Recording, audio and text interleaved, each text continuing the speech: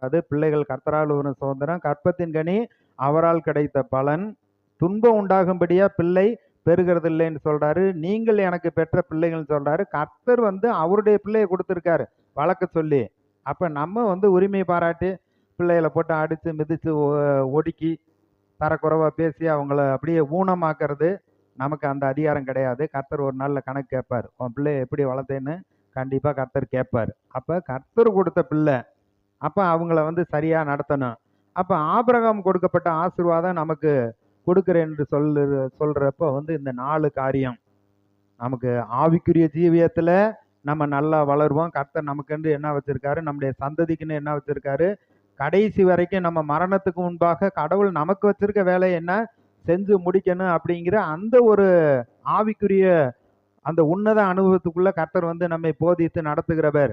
ஏன்னா ஆபிரகாம் தன்னுடைய பிள்ளைகளுக்கு கர்த்தருடைய கட்டளையின்படி பிரமாணங்களின்படி நடக்க வேண்டும் என்று கட்டளையிடுவான் என்று நான் அவனை குறித்து அறிந்திருக்கிறேன் அப்படிங்கிறார்.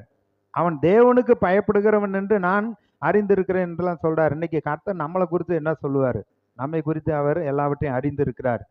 அப்போ பாருங்க, ஆபிரகாம் கொடுக்கப்பட்ட ஆசீர்வாதம் இயேசு கிறிஸ்து மூலமா நமக்கு வருகிறது.